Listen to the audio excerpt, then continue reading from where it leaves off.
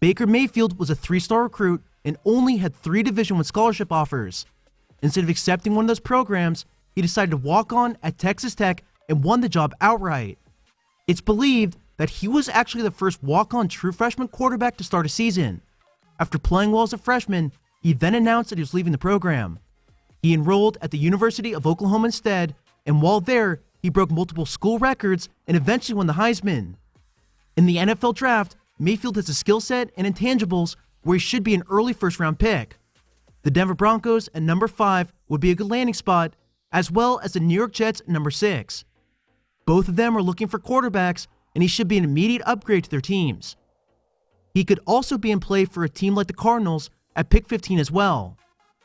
As a prospect, Mayfield is a very accurate quarterback. While a large percentage of his throws were near the line of scrimmage, his medium accuracy and his ability to throw on the run is impeccable. He also has an uncanny ability to improvise when the plays break down while using his mobility as a dual-threat quarterback. For his weaknesses, his vision under pressure sometimes suffers. He won't see open checkdowns, and he gets in the habit of trying to scramble for yards on his own. Additionally, he's just over 6 feet tall, and while there have been successful QBs at this size, those are still the exception and not the rule. In my opinion, he would do well to sit for a season behind a veteran quarterback. In college, Mayfield played in a very QB-friendly system. OU featured a high number of quick screens, pop passes, just like in this play versus Georgia, and other single-read options. Misdirection was an extremely common element for the Sooners' playbook. In this offense, Mayfield only occasionally had to make pro-style reads after the snap. The vast majority of the time, he was in shotgun or the pistol and rarely took the ball under center. He was also used on a high number of designed quarterback keepers that showed off his mobility in space. In this play, OU ran a quarterback counter using Mayfield as the ball carrier. He faked like he was going to pitch, which helped set up the pulling action of the backside guard and tackle. His mobility and arm talent was used exceptionally well in this offense, and while it did create a ton of holes for him, in my opinion, Mayfield is much more than a system quarterback. He is not Tim Tebow, and he's certainly not RG3. I do believe he has a skill set that can actually translate to the pros. Versus Ohio State, the Sooners are in shotgun. The Buckeyes start with one safety deep, while the second bails to the center of the field right before the snap. Ohio State actually drops 8 into coverage while they only rush 3. He finds the safeties and then scans the field for his options. He moves in the pocket and eventually finds the outside receiver sitting between the deep zones of this defense. Now, I want you to pay close attention to how Mayfield throws this ball. He has active feet in the pocket, almost too active at times, and the way he releases the ball mechanically can be a bit wonky. He'll stop his feet and then will throw almost entirely with his arm. There was a throw later in the same game that illustrates this even better. Mayfield will set his feet and then will use his arm and wrist flick to generate power. There is very little weight shift, and he'll sometimes throw with a stiff front leg. This restricts his motion and actually takes velocity off the pass. The interesting thing is that while Mayfield does this, he can actually generate a lot of speed with just his arm strength. The whip on the seam route is super impressive, even though he doesn't fully step into his pass. One final example of this where it's most evident happens on any sort of shallow cross. This is one of those single read plays I was referring to where, based on the soft coverage Baylor has, it opened a quick underneath screen for Mayfield. After taking the snap, Mayfield sets his feet and looks for the throw.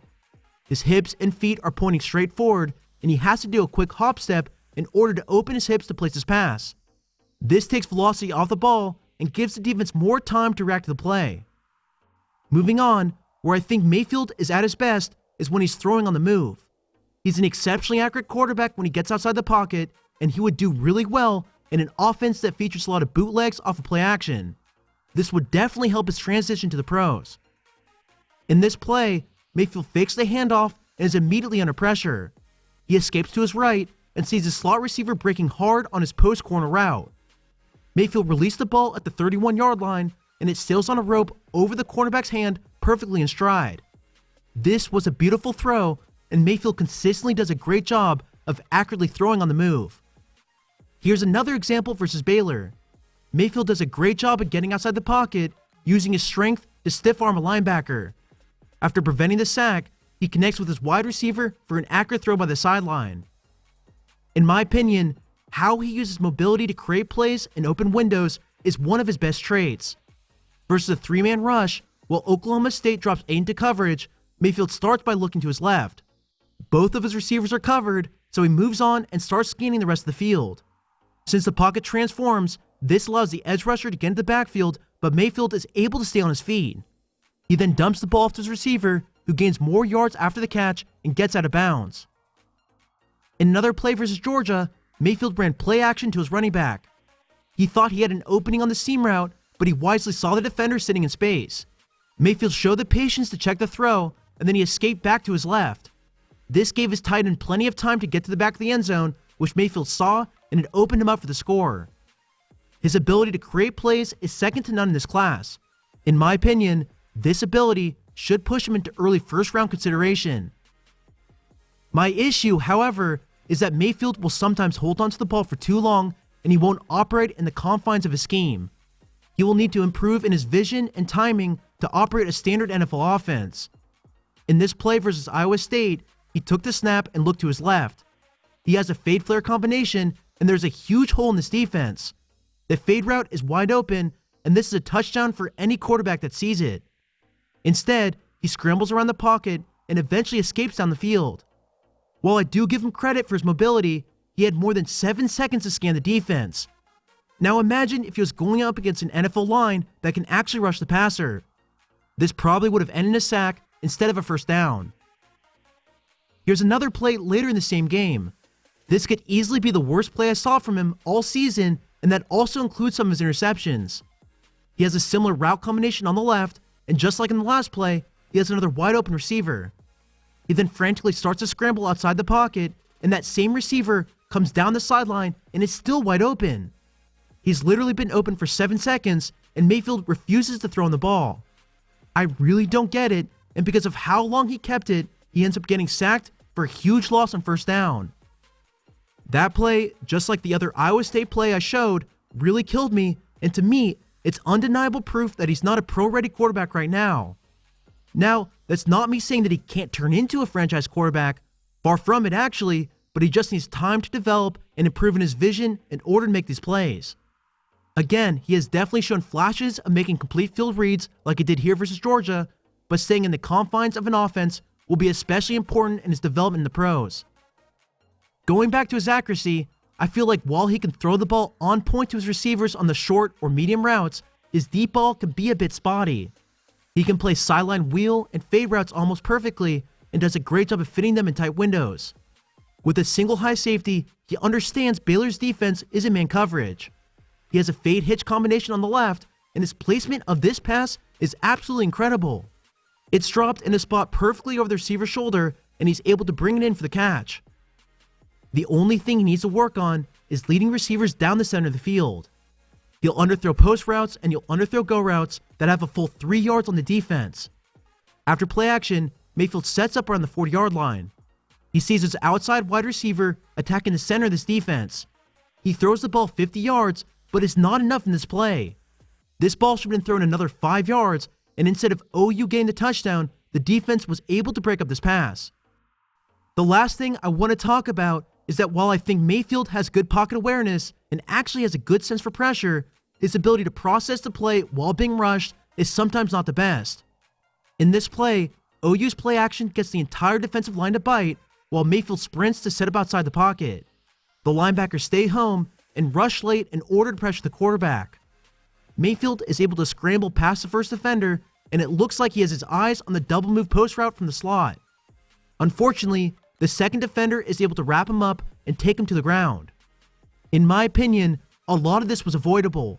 Sure, the double move eventually got the safety to bite, but he has to know that the hitch route by the sideline should have been his check down.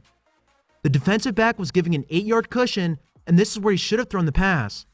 Mayfield never sees it, and he gets sacked in the backfield. Overall, there is a lot that I like about Mayfield as a prospect. He has a very quick release, and I mentioned this earlier, he has the ability to create plays on his own. He usually throws with good anticipation and can accurately whip the ball down the field. Now, while I did show a number of negative plays in areas where he needs to improve, I do honestly believe he has the skill set that can translate to the pros. In my opinion, Once he gets more proficient and systematic in the pocket, I feel like he'll be a great quarterback for any NFL team. To wrap this up, and for Mayfield's pro comparison, the quarterback that I keep coming back to is Dak Prescott of the Dallas Cowboys. Coming out of college, I think Mayfield is a more polished quarterback, but they both do well in extending plays on the ground. Now, another quarterback that I also considered is Russell Wilson. This is based on Mayfield's body size and his uncanny ability to improvise on the run. These traits really make these players great, and I have a strong feeling Mayfield will get picked early in this draft. Well, that's all I have for you. I will continue to look at NFL draft prospects on this channel. If you want to suggest a player, go ahead and click the link to my Patreon account. I really do appreciate all the comments and suggestions I've received, but if you don't have the spare change to donate, please do me a favor and follow me on Twitter at SamuelRGold instead.